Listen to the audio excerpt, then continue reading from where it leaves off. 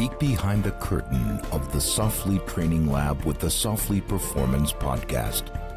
The pinnacle of human performance is out there, and we intend to find it. All right, welcome, listeners, to the next episode of the Softly Performance Podcast. Today with me, I've got, of course, Coach G here, and I've got Coach Matt, but we also have another guest today, another dietitian by the name of Jana Mason, who is the, let's say, proprietor of Hone In Nutrition. Jana's got a great deal of experience working with the special operations community, and I'm sure through like similar experience that I've had working with Big Mill and first responders as well. So welcome, Jana. Thank you. Thank you for having me. I'm excited to be on. So we've made this an aim to have dietitians on the podcast regularly to just get a better understanding of what's actually working, what's maybe provocative and maybe but not worth the time. And I know with your experience, like, well, you were just talking about when you need to start listening to the Joe Rogan podcast, because I mean, very clearly he's like the center of the zeitgeist, and nutrition is a big, let's say, interest of his, and he's going to get some weirdos on his podcast. So all that being said, part of the reason I wanted you on, and I mentioned it already twice, but your tactical experience outside of that, like, what do you want people to know? Like when I bring all that up, like, what do you wish more of these people understood? Yeah, that's a good question. A lot. I kind of think about when I was an athlete. I grew up, I played soccer as a youth athlete, but then into college as well. So it was a more competitive sector. And I used to have this coach that would always say, like, I would try to get fancy, and he would always say, Jana, just use the KISS method. And I'm like, what does that even mean? And he says, keep it simple, stupid. And I'm like, that's literally what you should do for nutrition. Like, stop trying to get fancy with all these like new supplements and things coming out. Like, let's focus on, I know all the other dietitians spoke about it too, but sleep and hydration, and then making sure we aren't chronically underfueling, especially if we are performing at a high level and, you know, super active. Yeah, we have to be mentally on, and yeah, we should just do the simple things well before we try to jump to the crazy things that are to fill in the gaps, like the supplements and things like that. Yeah. So, I mean, we've talked about the basics, and Matt, I don't want to dominate the conversation, but what is some of the more recent weird stuff that you've been hearing that has you scratching your head? Oh, sorry. Not necessarily weird, because I do think that these things are emerging in research. It's just there haven't been a lot of like human clinical trials on it yet. Like, most of it's on, you know, rodents or horses to see, like, can we detect doping? Okay. So I would say, like, I would get a lot of questions about all the different peptides. Like, we know collagen peptides, there's a lot of research on that and ligament tissue health, but the other ones like TB500 or BPC157 or Samorelin, like, there's all kinds of peptides, and I'm just like, I didn't even realize there were this many peptides. And I just kept getting asked about new ones. So just things like that. I wouldn't say it's crazy, because I do think there's a future where that is more acceptable and not, you know, banned yet by different agencies like WADA, like the anti-doping agency, and things like that. Yeah. And Matt, I know you have a question. I totally jumped the gun, Jana, but can you talk a little bit about who you are? Just sorry, that's where I was going to go. Yes, I'm Jana. I'm a registered dietitian. I'm also certified in sports nutrition. I've got a couple other certifications. I'm licensed in the state of Florida because that's where I live. And I'm ISIC certified, which is just more from a measurement, anthropometric measurement. So I can do things like skin fold, muscle to bone ratio. And yeah, I've been a dietitian for, I guess, over 14 years now. I've started losing count. Been certified in sports nutrition probably for over 7, and most of that I've been working with the collegiate professional athlete population and then the tactical population. And I guess my experience is cool in the sense of that I was able to work with, you know, all the different branches, whether it's Marine, Navy, Air Force, Army, some of, you know, more on the intelligence side. Yeah, so that's been cool just to learn about like all of the tactical spaces from a military standpoint, which, you know, being a military dietitian embedded, you learn about that specific unit, but you may not get exposure to all of the different units. So that's been awesome. And now I'm here. Now I've started my own business. Yeah, that's awesome. So well, here's a question I have about that. Like how knowing the relationships that we had. So for listeners, I mean, she was working with Exos for some time out of the Pensacola facility. And for listeners now that are not going through, which we've mentioned it on this podcast before, the Accelerated Return to Duty program, like, are you still working with Mill on the private sector? Like, how's that work? Yeah, so now I actually do. I have a contract with a nonprofit military, so it's active and retired military or veterans. So I'm still getting a good bit of tactical clientele, which is awesome. I would love to do more in-person education, presentations, things like that. But yeah, still getting some of that and just doing my own like research too in that space as well and keeping connections with other military dietitians. Yeah, there's the adage, if you want to, I've brought this up before because sometimes people ask me like, hey, how can I get into this space? Mm-hmm. And as far as working with tactical, and you know, if you want to make movies, you got to move to Hollywood. And I feel like the East Coast, particularly Florida, if you want to work with special operations, like you got to go over there, Florida or Virginia, I suppose, right?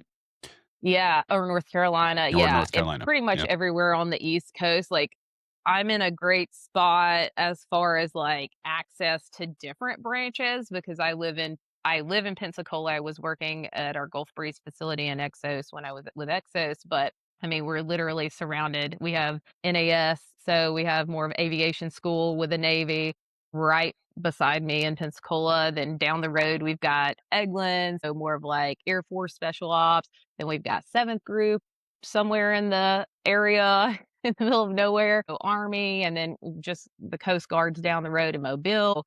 It's a great location to just be surrounded by different pieces of the military. Is there outside of special operations? Because in my mind, they're very kinetic. But would you say from a, let's say, a stereotype standpoint, oh, sailors tend to struggle with X, airmen tend to struggle with this? Like, does anything stick out in your mind?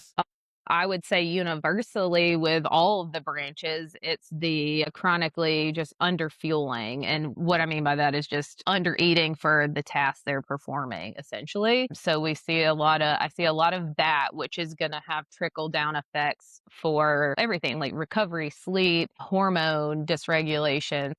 You know, a big thing I saw at Exos was a lot of the guys had really low testosterone, and in conjunction with that, their vitamin D was compromised and just all kinds of things out of whack from I guess a lab standpoint. So what does that mean? Like if I'm listening to this podcast and you're saying that and keep in mind, listeners, this is a highly controlled environment. And this is they're not on duty. So they're not on base doing their regular job. Their job is to train and get better. So if they're in that situation under fueling, what can if I'm a listener and I'm just like, let's say a big meal, maybe I'm one of the listeners in Korea right now. What lessons, like, how do I know that I'm not eating enough or I am eating enough? How do I know? So I would say a big one, if you start to notice, again, I mentioned maybe some sleep disruptions, that could be a big one. I've literally told clients like, hey, let's just add a protein-based snack before you go to bed, and their sleep automatically improves by adding in like cottage cheese or a casein shake, because maybe they were having blood sugar drops in the middle of the night, or maybe they're eating on a caloric restriction, and that helps them because people don't realize when you sleep, like it costs to sleep, it costs calories to sleep. So if you're eating too few of calories, that can affect your sleep during the night. Wow. Yeah, so that's a big one. Injury, so like just more prone to injury, getting sick a lot, so your immune system's suppressed. Slower recovery is a big one. So you start training, you see that you're not progressing as the training progresses, you're just recovering way slower. I always tell people too, like if something feels a little off, like it probably is off. Like trust your gut and go get lab work done, go get things checked. Like I actually recently had to do that at the end of last year, and I was just feeling like crap. I love running. I'm a weirdo, I think, but I like running.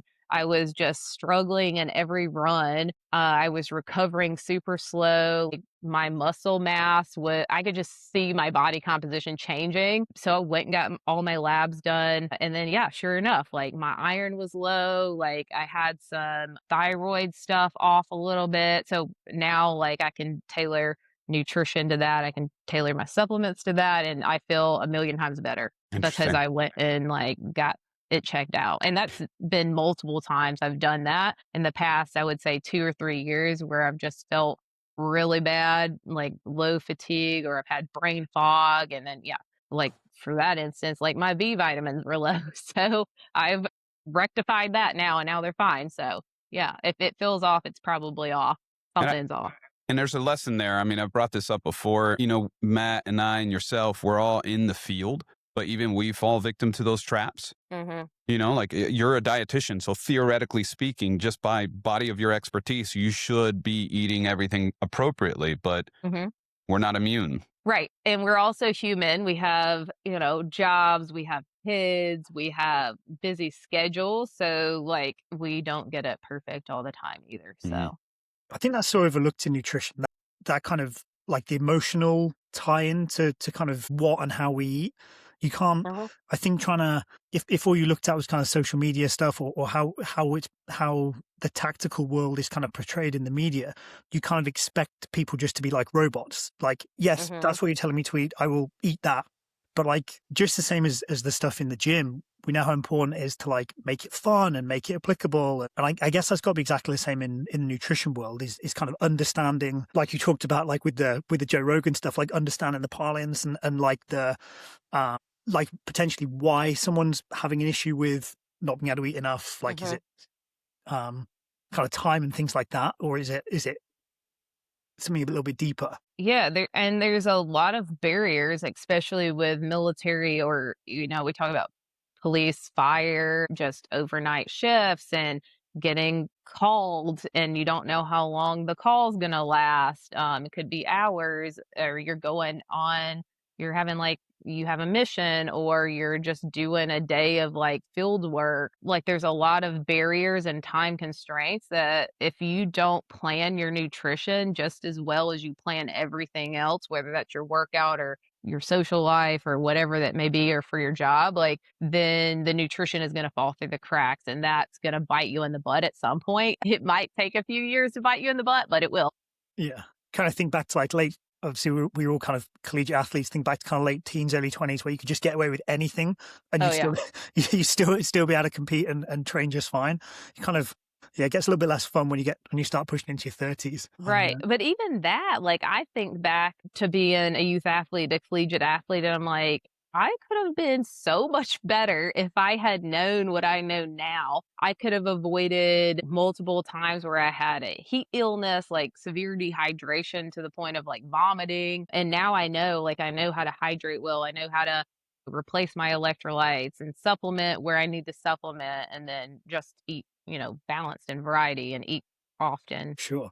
I was just going to ask quick, sorry, I don't want to interrupt your thinking. So Yeah, I can see it. if someone was to come in, let's say like in your private practice now, if someone was to kind of come and work with you, what kind of things are you unpacking and exploring? Where do you start with that process? Yeah, I mean, I think it's just asking a bunch of questions. Like I always go in wanting to learn about one, what they're doing now, what their goals are, like why have you set that goal? Like if it's a weight loss goal, like what's the reason, what's the motivation behind that? I think that's important to know as well. And then just taking a deep dive into, what they're currently doing, and even their past too. Cause I get more and more clientele now that you start to uncover they had a past eating disorder, or they've had traumatic experiences around weight or food. So all of those are important to know, and to know how to tread in any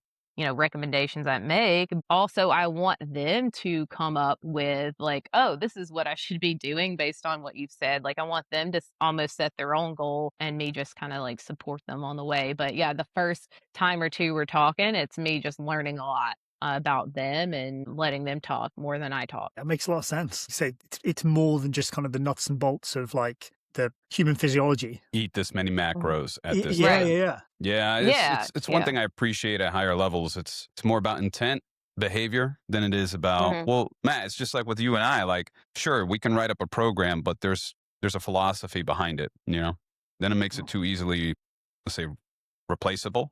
And that means that it's not sticky. Jana, it's kind of not going off track. It's something that you mentioned earlier. You mentioned bone density. And I know that believe you are also certified in a specific body composition measure that takes anthropometrics. When I say that, I mean that very specifically per human being. What does that mean? So I went through that certification and I cannot recall the name, and I'm sure you know it. And apparently my body type leans itself towards being a swimmer. So can you talk about that certification method? Not because I think our listeners need to go get certified in it, but what are some of the lessons learned? And I'm wondering how the archetypes, that's the word I was looking for, translate into tactical, because tacticals is a kind of weird beast. It's not like you're a hyper-specific position. Yeah, that actually, okay, before I tell you the frustrating part, yes, the measurements you're talking about, there's different levels you can be certified. I'm a level 1 right now, but I think what I was probably doing at Exos was more of a level 2, even though I'm not technically certified in that, but it's ISAC. You can go through that organization, ISAC, ISAK, but they do training sessions. There'll be people that'll train. I think they're at level 3s or 4s, the educators, but they'll hold sessions, I guess, around the US, around the world. But yeah, basically it's called muscle to bone ratio. Essentially, I would capture an estimation of your fat mass, your muscle mass, and then your bone density. And these are all estimations, but it's called a 5-way fractionaire. So basically we get estimates of skin, bone, muscle, fat, and then everything else, I guess, like organs and stuff. So it's a little bit more detailed than just getting like skin fold, or I guess even using an ultrasound. It's not going to get quite that much data. But essentially what they're starting to see is that based on your bone structure, how much muscle maybe can you put on, or maybe how much you need to take off, or how much fat you may need to take off based on the activity you're doing or the sport you're doing. And I actually think some countries, not in the US, but European countries, are using this muscle to bone ratio as a predictor for youth athletes as to like what sport should we encourage or expose them to. Not saying like they definitely have to do this sport, but their body types may be more apt to perform well and excel in this sport, because you can get measurements on prepubescent children and almost get an estimate of like what their stature may look like when they're an adult. So yeah, you would capture bone breadth, skin fold, which would get you fat, and then circumferences, which would help with the muscle. It's 20 something different measurements you take. You do height, sitting height, arm span, weight, obviously, as well. So Sorry, John, I don't want to cut you off. Just really quick. I'm old now. I came through the British swimming system in like early 2000s, and I was probably early mid-teens, and I remember being like having like forearm measurements and wingspan and stuff like that. And they were like trying to stream you into. Have you also, like, you're a bit too shit to make it in swimming? Have you considered going into kayaking and stuff like that? Like that, yeah. I remember that being around back then. Yeah, interesting, because I mean that wasn't around in the US when I was growing up. Same. But I do think people that, countries that probably have invested more in their athletes, they're probably on the forefront of some of that stuff. I mean, even the person who taught me how to do it was from Argentina. So, Cliff, I guess in nations like the UK versus the US, like the population density is such that like if you've got anyone who's potentially going to be all right, you've got to grab them, because you haven't got how many a million people that you can choose from. So that kind of makes sense, I guess. Yeah, Matt, you're reminding me of, man, I wish he's going to slay me for this. Maybe I just won't mention it to him. But the head of the tennis academy in Belgium, so it's the National Tennis Academy, the stuff they're doing over there to find the people who belong is insane. Insane. There is nothing in the United States like it. They're doing genetic testing. They're doing all day testing, cognitive testing, physical testing. just to identify a small cadre of potential Olympian tennis athletes. Potential. Yeah, right, Yeah. right. Yeah, but I did a lot of that kind of testing on our military personnel at Exos, and it was interesting. Like I didn't do enough, I would say, to collect enough data before I left. But the frustrating part was like all of that information that had been collected was on athletes. Like lots of like rugby athletes, American football players, soccer players, and not military. I do think from what I've heard, there are dietitians now embedded in different units, probably soft units, that are doing these measurements. Now, are they going to share it with me? No. So that's something that, you have to collect on your own. Exos will have to collect that on their own if they want to gather data around like, okay, what's the ideal muscle to bone ratio for? And that's, again, you're going to have a million different things like an Army Ranger or a PJ, a CCT. Like they're all going to look a little bit different because their roles are a little bit different. So it's really difficult to pinpoint it, and if you're working with a lot of different populations. So I think, if this becomes more of a thing over here, it'll be important for people that are dietitians or whoever, strength staff that are embedded in the units, to start collecting data around that and seeing like where do these guys perform or girls perform the best at based on their bone structure. Yeah, you're reminding me of my personal experience with the test. And if memory serves, I was weighing around 185 pounds, and based on my frame, I could put 35 pounds of muscle on or something. It was something crazy. It was wild. Like I've never. Hey, that's how you'll be a swimmer. Put on some big traps and. Right, exactly. And I want to spell that out for people, because the hypothesis was if you go beyond that, your risk of, just bad stuff happening, injury goes up, because you're kind of falling outside the norm. Not to say that it will, it's just the risk goes up. Yeah, I believe the risk. Oh, and it also differs based on your ethnicity as well. Whoa. So there's a lot of like different components to this.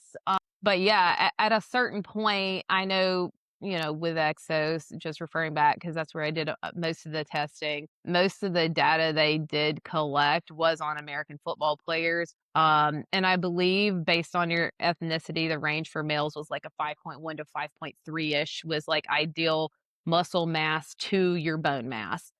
But they didn't see a higher risk of injury until it got much higher, like a 5.7, 5.8 to 1. So you could fluctuate around it. I mean, I saw guys like at 6 to 1, 6.1 to 1, like just, I mean, small bone frames. I mean, you can think about some of those guys, like some of the skill players are tiny, and then they just are like these walking around like hulks with muscles all on them. So it's an interesting, again, it's like it's a tool for them to have. It's a tool, but not an end all be all, because like you can have an amazing athlete that does well at his sport, doesn't get injured, maybe falls outside of those ranges. Right. I was going to say, I guess that's kind of where maybe like AI and large language models could be really useful in the future, because you could stack in like not only that kind of information, but if you were to maybe cross-reference it with like movement profiling, like how does this person move at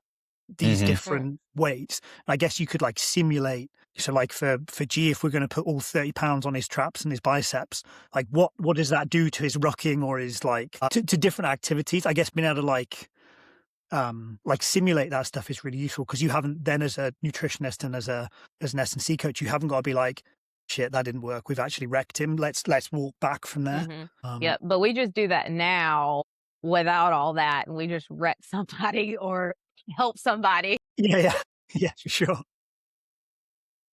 But like speaking of that kind of stuff, what are you looking to the future for? And I know you said you do some of your own research and things like that. Like what's kind of on the horizon for you, either personally or within this field? Yeah, I think there's a lot of interesting things coming out. I know Dr. Nick talked about a lot of new research around some supplements coming out. Something I'm interested in is the concept of operator syndrome. I need to dive a lot deeper into that because that's fairly new. I think 2020 started coming about. Are y'all familiar? I was going to say, with I'm that? sorry to cut you off. Would you mind just idiot proof me? Would you mind just kind of going through briefly what that is, who that might encompass? Yeah. So it's not a diagnosis yet. Lots of research coming around it, but it's basically like it's a lot of different symptoms that are showing up, especially in the SOF and the military population that have been exposed to a lot of like blasts and just traumatic brain injury. PTSD is part of it. But yeah, it can present itself in a lot of different ways from a psychological, so depression, anxiety, just mood changes, socially, like relationships that you have with others, physically, like the injury, slower injury recovery, hormonally disrupting, like testosterone. That's a big one that's associated, low testosterone for males specifically. And then mentally, with more of the neurological, like TBIs, things like that can be one indicator of it. So there's a lot more that I need to dive deeper into, but it's something that I think is going to be a great avenue to address. That's a multidisciplinary team. So you can get dietitians in there, psychology in there, strength, physical therapy. Like, I think that's something that is going to take a lot of disciplines to address in someone that may be struggling with those things. It's a deeply complex issue, an adult problem, which means an adult solution. Yeah. You can't just get some more sleep. It's not that simple. Yeah. Yeah, for sure. Another aside that I wanted to ask about bone density. So Exos for a time was using the DEXA scan as a body composition measure. I think our listeners probably understand enough to know now at this point that there is no such thing as the perfect solution or gold standard. DEXA was logistically the thing that made the most sense for us. Like a Bob pod is great, but there's just trade-offs with every measure. So what can you tell us about why, if I'm a listener, or why not, if I'm a military first responder, should I care about bone density? Yep. I mean, your bones support everything you do. So that's the first thing. So yeah, if you're noticing that you're, I guess taking it back to what we were talking about at the beginning, more stress fractures or a lot of bone injury, that could be resulting.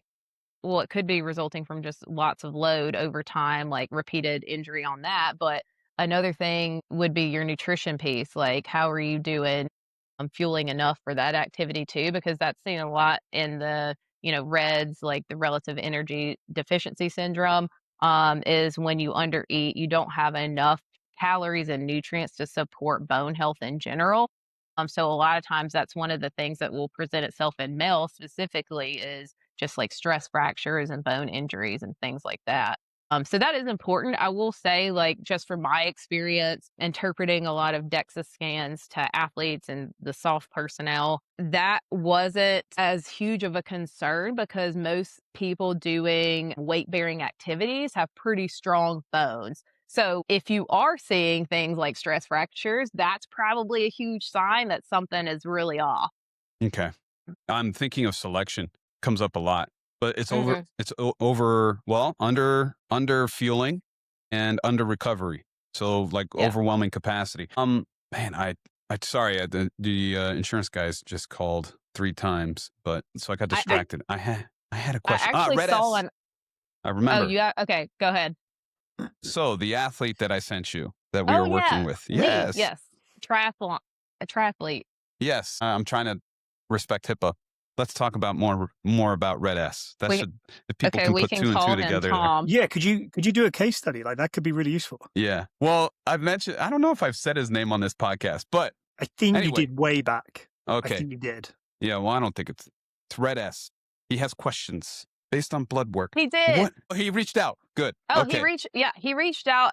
We told him just to. did a quick texting back and forth. I mean, definitely sounds like Reds. So this is a triathlete. I mean, he trains a lot, hours a day. I wonder why. Who's doing that to him? Who's telling him to do all that stuff? Bastard. Yeah. Well, so when he had originally come to me, I would say like months ago, it was probably last year. Yeah. He's like, I'm training for a triathlon. I just cannot lose weight. So we were he was training on a caloric deficit, and he's been training on a caloric deficit for a while. And just doing a quick calculation to see what his energy availability may look like. So that would be taken into account, like how much he's expending with his movement, how much he's eating, his fat-free mass, so everything outside of your fat mass. So I kind of took that into account. He had a body fat percentage for me, so it was easy for me to calculate. And he was easily consuming 700 to 1,000 calories, probably lower than he should, like almost at baseline.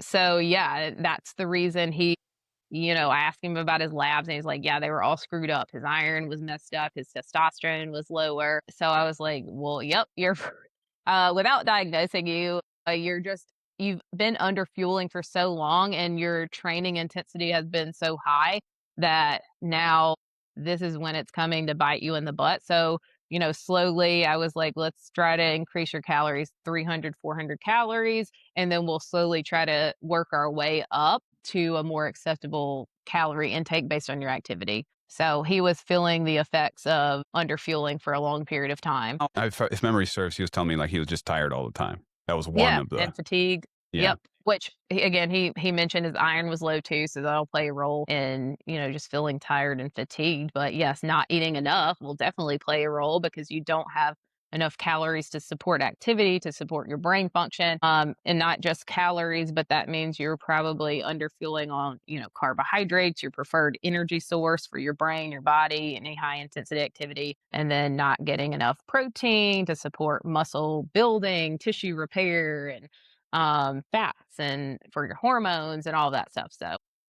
So I really want to stress, and I know anyone who's a distance athlete understands this. What does carb intake look like I know what it is. I know it's crazy, but like, can you talk about what carb intake looks like for somebody like that? Because it's not just add another meal. It's more than that. Carb intake will differ based on intensity and duration of activity, but essentially the more activity you do, or the higher intensity activity you do, the more carbs you need, because you're going to burn them and you fuel from them. So for this particular athlete, like, he would be on the higher end. It could look like anywhere from 8 to 12 grams of carbohydrate per kg of body weight. So, for the average person, maybe you're trying to lose a little bit of weight, you're low, maybe moderate activity, it's probably going to be much lower, like 3 to 5 grams per kg. You scale the carbs based on activity. You scale the carbs also based on your weight goals. So that would be taken into account. And I think with this particular case, we just initially went way too low, and it took months of that for him to I guess, negative effects of that. So, as he starts to slowly increase calories, carbohydrates, protein, fats, micronutrients too, to support everything, he should start feeling better, and hopefully his training also will continue to get better and not just like plateau. I feel like that's going to be such a tough kind of thing to wrap your head around, particularly like in those sort of weight bearing endurance sports where like power to weight ratio, like watts per kilo is the magic number. It like obviously makes sense that if I eat less, then I haven't got to put out as many watts relatively. So I feel like that, taking that initial step of like, well, maybe I have to offset this a little bit. That's got to be like a big leap of faith for an endurance athlete. Yeah, and I was saying this before we started, like, nutrition can be frustrating because, like, as a practitioner, I'll start in one place where I think, like, okay, maybe this plan will work, but that's the importance of continued support with practitioners, so that you can fine tune it and tailor it and change it as needed, and change it based on, what cycle of your activity you're in, or change it in this instance. Like, we hadn't spoken in a while, and things went downhill for him in that time in between. So you constantly have to just experiment and fine tune things until you learn, like, this is working for me. Like, I'm healthy, my labs look great, I'm performing well, and I'm not, having big slumps and slowing down on my recovery. So it is a lot of experimenting, using evidence-based research, obviously, to support that. But you do have to experiment and just see what works best for you. Do you work better with higher carbohydrates? Do you work better when you maybe have a little bit lower carbohydrates? So this is where, it comes into play. The same with y'all too. It's not a one size fits all thing. I'm really interested to ask you a little bit about like the kind of fueling for cognitive performance side of things. Like Hmm. I know that across tactical, whether you're kind of law enforcement, first response, military, like yes, the physicality is still hugely important. You have to get where you're going. You have to do the task. But like with the increase in like sort of tech and stuff like that, like the decision making that you have to do, obviously the cognitive side of things is now becoming a huge part of the equation. I just wondered whether you want to start like zoomed out and zoom in, but like how do you go about addressing that? Yeah. So, well, one, I'll usually say, well, what's the brain made mostly of? Water and fat. So, we'll start there. So, one, that means we need to be hydrated, right? Whenever I used to give presentations, even just for like general nutrition 101. I would always show, and G, you may have seen this before in the past, but I would always show MRI images of brains. And I would show one that was hydrated, one that was dehydrated. And the dehydrated brain had all of these like black divots in it, which was just indicative of brain inactivity. So you are literally more stupid when you're dehydrated. Like Maybe that's your my issue. I'll just claim I'm permanently dehydrated. yeah. Your brain, you're less productive, you're less creative. So yeah, hydration is super important for cognitive function. And I think especially with the tactical population, like they're so used to living in a dehydrated state, they don't even know what it feels like to be well hydrated. Oh, sorry, go ahead. I was just going to say, which is hilarious because I can't tell you how many fucking times hydrate or die came up in, let's say, military circles. Like we talk about it all the time, but I was just going to ask that here. So, John, I went through obviously military service in the UK, and I joined in 2013, and we were like past the neck a bottle and prove you've drunk it. Like they kind of got past that, and they were saying obviously there's inherent risk to that. making me feel old. What is the culture? Yeah, what does the culture and stuff look like here? Yeah, I mean, I think this is with anything, like even when I'm talking about protein, I'm like, okay, well, let's try not to save, your 200 grams of protein that maybe you need in a day to one meal.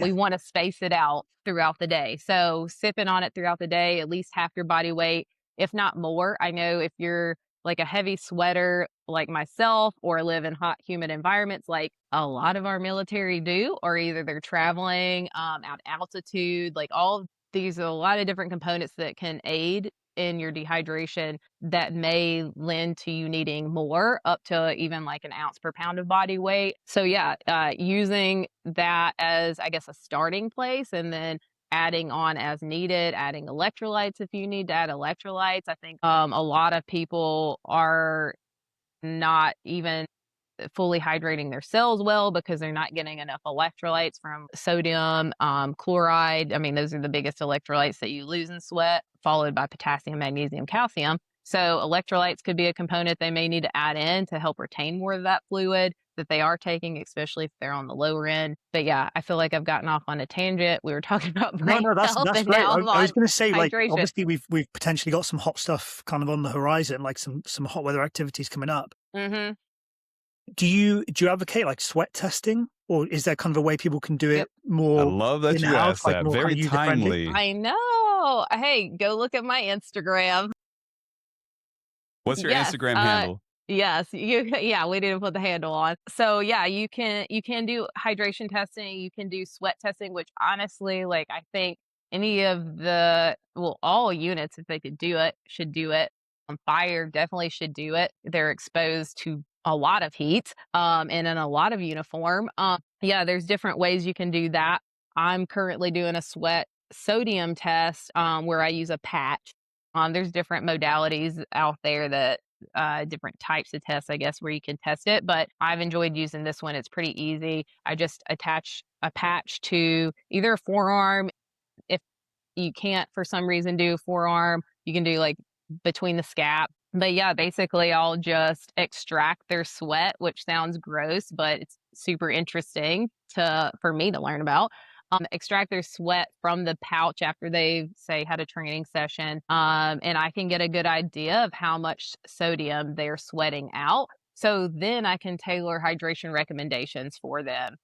Super important if you're in a hot, humid environment or you're a salty sweater. So like if you get notice buildup on your clothes, your face, which I do. So I'm a heavy and a salty sweater living in Florida, which is not the best, but I know how to, replace electrolytes based on if I'm getting a salt test or a sweat sodium test done or not. And then also hydration testing. You can do that with saliva. I mean, it's pretty easy. You can do it with urine. I've done it with that, hated it because like who wants to mess with people's stinky urine? Some people do. But They're you in can do weird different stuff. ways. Yeah. That's what I would delegate that task to my interns to test the urine. What's the brand of what's the system you're using right now? Right now I'm using one called MX3. This one you can use the same tool basically. I was looking, I have it right down here. But you can use the same tool for hydration and the sweat. So the hydration, you basically get a saliva sample, and then the sweat sodium, I would get a sweat sample. Usually takes 30 to 90 minutes. So not most people when they're an athlete or working out or military, it's easy to do on them. And you can get results in real time, which is awesome. Like it will tell me right away, like, are you mildly dehydrated? Are you hydrated? It'll tell me like, okay, this person just sweated out 700 milligrams of sodium in this activity. And so you can tailor hydration to that. Yeah, I'm thinking of people like either highly autonomous, so special operations community, and I've got like my squad of guys that we're training with. It'd be good for us to know that, or even especially from just managing attrition, any kind of schoolhouse selection type setting. If they can operationalize it. For me, like, I think everyone understands this. No one wants to make selection easier. But if we've got somebody who needs more sodium, let's say 10% more than the average person, and by all other measures, they're good to go. They deserve to be there. I wouldn't want them to fucking drop out because they were getting less salt than they needed. Less salt, or like they just didn't fuel appropriately. But yeah, I mean, the hydration piece is so detrimental if you get dehydrated. Like once you're behind on the hydration, especially like through selection, and I've heard guys talk about like the, grueling days of that, and then like not a lot of downtime for recovery between days. Like that can make or break you if you're hydrated well, and not just the fluid piece, but also the electrolyte piece, and helping with the muscle contraction and helping retain the fluid and things like that. So like that's so easy, and like these tests don't cost that much in the long scheme of things, like to do, and it takes an hour of somebody's time. So what do you say to the people, because they're out there, that think you can train dehydrated, you can train to be better dehydrated? Well, listen, it's not even that much weight you have to lose in water weight before you start to have negative effects. Like 1 to 2%. The rule of thumb is less than 2% of your body weight. That's 4 pounds for a 200-pound person. I'm not 200 pounds, and I can lose 4 pounds outside in the Florida heat. So it's super easy. That's when your reaction time slows down. You're more prone to injury. Obviously, the negative impact gets worse the more dehydrated you get. But even at 1%, which I don't think people, they don't really consider that, like that's 2 pounds for a 200-pound person. You start to have more cardiovascular strain, which means the perceived effort of that activity is going up. And I know me, like if something starts to feel harder, like what do? You slow down. So you have to. Yeah. Yeah. So that's not a lot. Like, you could lose it. Arizona, like you walk outside for 2 seconds in the summer and you're like, I'm dehydrated. It's 98 degrees today. Yeah, that's crazy. It's March. I don't miss that. I will say that I miss a lot of things about Arizona, but not that. It's sad. The winters are getting shorter. Yeah. Come up to Western New York. Treat yourself. We talked about it. We've talked about it. Yeah, it's just I trained I'm not going to say what branch, but the guy was pissing on the electric fence, like it's like, no, you can train dehydrated. No, dude, like, that's not why the fuck you're here. We need to get you as strong as possible. You worry about that shit in the field. You know, like Yeah. you're in the shit. Like you don't have access to water. Okay, now it's okay. Not when all conditions are controlled. It's so Yeah. fucking frustrating. And yeah, even from like an injury standpoint too, like you think about what water does, it acts as a transporter, right? It transports nutrients to the site that needs to be healed. So it, I think, becomes more paramount when you're either very active like that. And then, yeah, from an injury standpoint, like, yes, you should definitely be focusing on water intake, which it's unfortunate. Especially in the military population, like when people get injured, like what happens? Like you're more sedentary, but you're maybe a little bit more down. Maybe you're eating like crap because you're down. You might increase your alcohol intake, which also will act as a diuretic. Like you pee more, and yeah. So like people usually do the opposite when they're injured, which is unfortunate. But Yeah. What about so to get back to what Matt's original question was, 10 cognitive. Well, I minutes mean, it's ago. all related, right? I Yeah. mean, if it's that adage, I want most of the listeners, I think, can identify with this. You're freaking 16 years old. You're trying to get jacked in high school, or Matt, what do they call it in the UK? Secondary school. Secondary school. Yeah. You're trying to get as big as possible, and you come to me and you're like, "Hey, coach, what sup should I be taking? What sup stack?" And I'm like, "Did you have fucking breakfast?" Yeah. You know? Like, did you play video games till 4 a.m.? Right. Because Yeah. Got to work on that reaction time to offset my dehydration. right.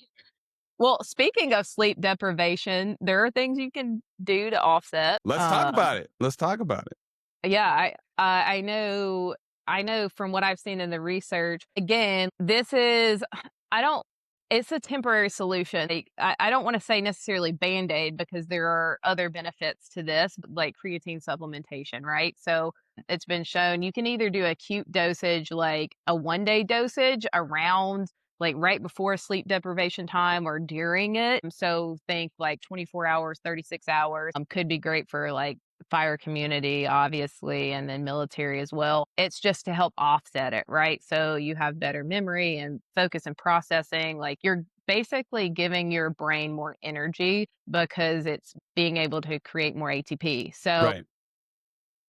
that can be helpful. If you know you're going into, say, like a mission or something, or a time where I guess it's more planned, like you're going to be sleep deprived, you can load it for, I would say 5-7 days, like loading the 20 grams to help with that, kind of offset some of the negative impact of it. 20 grams a But day. again, yeah, 20 grams. I mean, I've seen some studies that have looked at like up to 30 grams a day for up to like 5 years. It has shown no negative impact. That's awesome. But I can't stomach yeah, those it's a real lot. high doses. Well, yeah, I'm thinking about I'm not digestive recommending challenges. that. I'm just saying, like, if you want to do your base dose, whatever that looks like of creatine, 5 to 10 grams a day. And then, yeah, if there's a time around a period where you're going to be sleep deprived, you can definitely take acute, like higher dosage. And that's just sleep alone, like not even talking about like the potential benefits for TBIs and things like that at higher doses. So, but yeah, sleep deprivation, they've looked at that and supplementing with creatine, not as a cure, but as like, okay, I really just need something in the moment to help. Selfish question. So Matt and I and Brent are going to be principal, hopefully, right? Hopefully, Matt, principal to an experience next year, an in-person experience. So we're going to be very cognitively tasked. So is that but not necessarily life-threatening? I think there's something seriously wrong if that's the case. So like, let's say I'm on the teaching circuit and I'm busting my ass in the classroom for 40 hours that week teaching a course. Is creatine supplementation something? What I used to do is I would go in like fucking wild with the fish oil intake right before and I during. heard that podcast. But what about like, should I be doing the same with creatine? Yeah, I think that's a great example. Like, even if you're not like boots on the ground, but just from a cognitive, like processing standpoint, I think that could be good to like experiment with, especially if it's a short term thing, like maybe a few days long. Yeah, just start amping the creatine up maybe a couple days before and carry it on throughout. Yeah, that's I think It's I'll so start doing that. affordable, isn't it? That's the fantastic thing. Yeah, creatine monohydrate, one of the most studied supplements out there, and it's affordable to get. It's not crazy expensive. Yeah, the fish oil I was taking was the best one you can get from Thorne, and that is not cheap. Yeah. Oh, yeah. It definitely compounds. That's why with a supplementation, it's like, well, one, technically you should get labs done. I know Dr. Nick talked about that, but yes, you should get labs done for any of the, I guess, outside of the foundational ones that you may put in. I think for the most part, like most people would benefit from like a quality fish oil supplement just from a cognitive standpoint, a heart health standpoint, inflammation standpoint, and then for me, creatine's foundational. So especially as we age, like we naturally lose muscle mass. So we want to preserve that even after injury. I know we talked about this for a second, but just to prevent muscle atrophy, like continue doing your creatine after your surgery or whatever it may be. Yeah, those are pretty foundational, I would say. And we still haven't even tackled the brain health because we keep getting sidetracked, but that's fine. Water and fat. So yeah, your omega-3 is great for brain as well. But yeah, creatine definitely can be good for your brain. So basically what happens is you have to saturate your muscles fully, which is why the brain health piece comes into play at higher doses. Basically, everything that's left over after the muscles, then it'll go up to the brain to help regenerate the ATP. So Okay. yeah. Okay, that answered that question I didn't know I had, but you just answered it. Perfect. Yeah. And our diet, I would say, like, I think the average I've read, we consume between 1 to 3 grams of creatine a day from our diet. So that's not enough to fully saturate muscles, which is where, supplementing with creatine, especially, I don't know how many female listeners you have out there, but it's hard for us to meet protein needs, I would say. So we definitely need the creatine. What about, so I know, so just to clear the air, so to speak, creatine gummies for the most part are kind of a non-starter because creatine, as soon as it gets exposed, as soon as it gets exposed to water, it starts converting to creatinine. And gelatin, if you think about making a food supplement like that, the creatine is suspended, exposed to H2O for undetermined amount of time. I was just thinking of the practicality. How many of those would you have to eat to get a fuck ton? That's my So like that was my question, is essentially like dosing from a practicality standpoint. I personally have zero issue just fucking throwing it in my water and drinking it, but I know just like the spoon, even easier. I was about to say, do you know what I do? I just dry scoop it. Oh, that's awesome. That's fucking awesome. Line it up on my tent.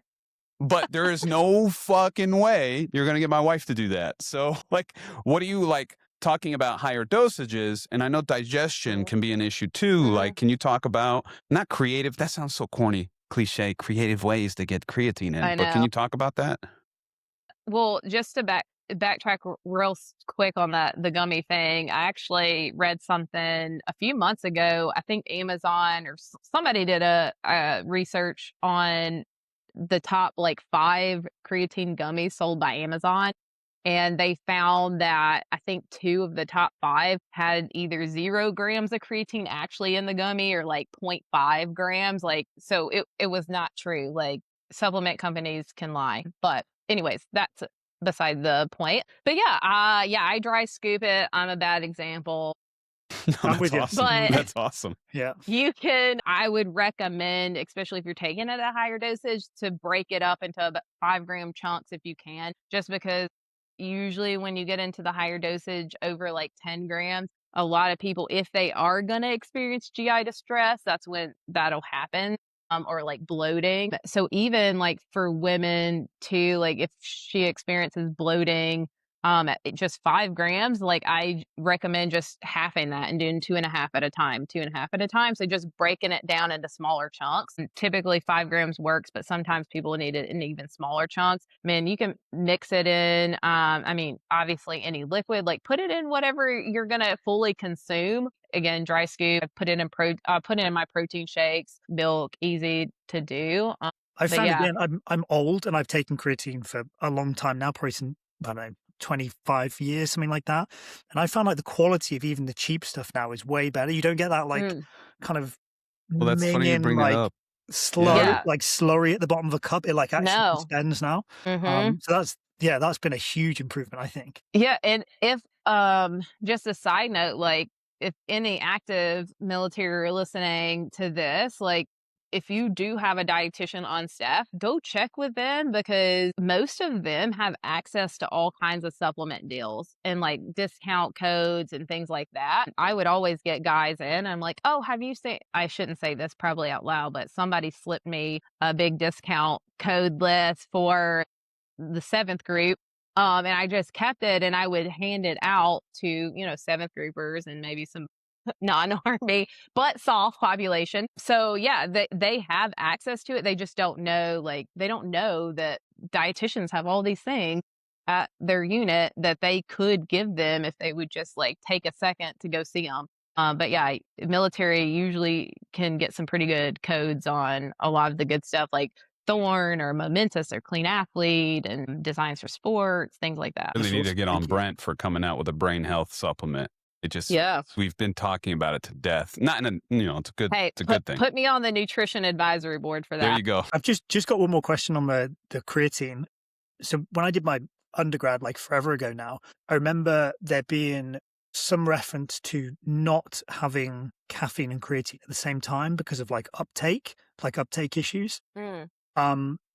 As far as I've kind of kept abreast of this, as far as I've seen, that's largely been that's not really an issue. But obviously for our population, both of those supplements products are going to be things that are going to be high use.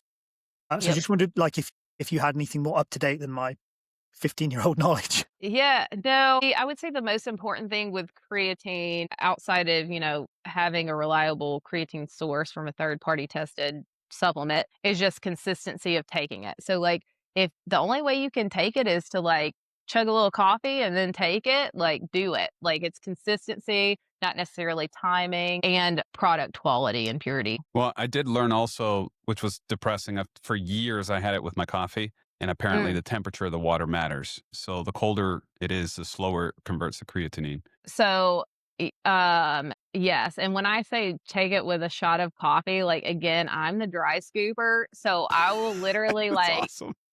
Just take it real quick. So I don't think it has that much impact on it. Sure, but... yeah, especially because it's solid. Yeah, that makes sense. Yeah, that's pretty rad. Much respect to you, Jana. That's pretty sick. Just trying to fit in with my fellow military personnel. They're literally I don't know what I'm taking, but I will take anything you put in front of me. And I'm like, all right. Yeah. I respect that. They'll ask questions later and why am I taking this? But it's the Eastern Bloc approach. It worked fine for them. Yeah, right. Outside of the foundational stuff, is there anything that you've been looking at that kind of excites you from a supplement standpoint? And I'm thinking of the brain, but wherever your head goes. Yeah. Honestly, anything around the brain health, the things around ashwagandha, more stuff is coming out on that, the nootropic. There's lots on the shrooms coming out too, lots of different brands starting to make it. I think somebody mentioned this in another podcast, but something that I love talking about are the SPMs, the specialized pro-resolving mediators. I think most people that if you can financially allocate for it, anybody in impact sport or putting a lot of physical stress on their body should be on those. And then definitely if you've had any type of injuries. So yeah, SPMs are a big one for me. I advocate for those all the time. Love those. But yeah, the brain health piece, thankfully, lots of research on that right now. So any supplement that you could kill a lot of birds with one stone, whatever that looks like, could be a hit. Great. Who are you using or do you recommend? Because I know Thorn has SPMs now. Mm-hmm. And there's Pro Resolve, I think is the name of the brand. The Sports Pro Resolve, that one's been around for a long time. I know that one and Metagenics have been around for a while. I don't know if Metagenics, I can't remember if it's third party tested. I know the Sports Pro Resolve is NSF certified, and that was really my first exposure to that brand. But yeah, now it's and that was 7-8 years ago. I had a pro tennis player on them, but now, Clean Athlete, I think, has one. Wow. Maybe Designs for Sports might have one now. All the supplement companies that are geared towards athletes are coming out with them. Okay. I mean, if you just look at the trend, there has to be something to it, right? I know because I look into what the SPM actually does. You compare an NSAID to an SPM. The NSAID's like a Band-Aid, it doesn't get you through the inflammatory process in a natural way. The SPM helps get through resolution and then back to homeostasis, tissue homeostasis. Okay. Is it third-party testing? Just for the audience, theoretically speaking, now Softlete stuff is not tested, but because that adds to the cost. Yes, it's That is not to expensive. say that it's not a high quality product. Brent's overseeing the production line himself. But all that being said, I'm thinking of SPMs and being certified for sport. Can you talk about that? Like, why is that important as far as SPMs? Because what in my head, emotionally, what I'm thinking is, if I'm scrupulous, I can sell you something, call it SPMs. It's really just regular fish oil. Yep. So yeah, can you talk about that? Exactly.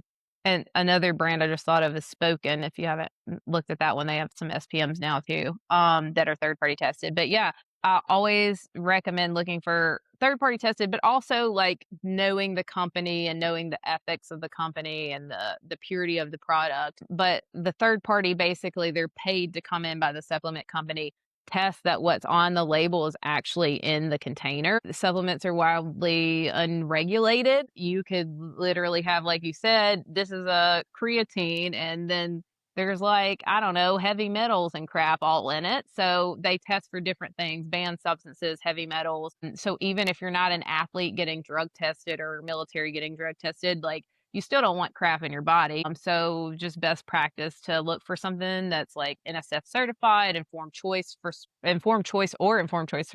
Consumer Labs is another one. USP is another one. So there's quite a few out there. And usually when a supplement is third-party tested, the label will be on the bottle, or you can go check the supplement's website because they'll put it on there if they didn't put it on the label. What I like to do is I just keep up a couple of the third-party tested companies, like tabs on my computer, and I'll type in like, oh, I'm looking for a quality casein protein, and it'll pop up with everything it's certified. So that's another way you can do it. Wait, what's the name of that website?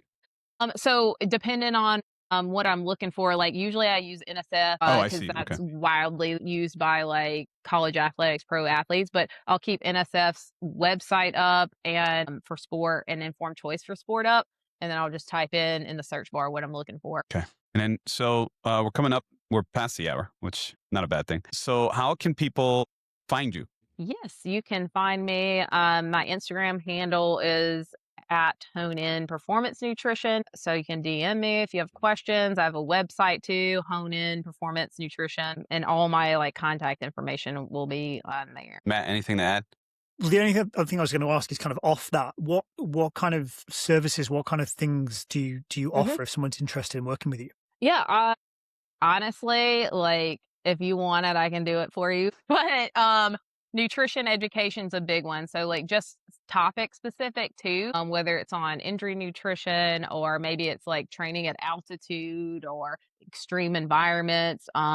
So that education, and that can come in the form of like in-person, pre-recorded, so you can reuse it, one-on-one consultations. I do sweat testing. I can do body composition testing, things like that too. So yeah, I feel like that's something I learned from Exos.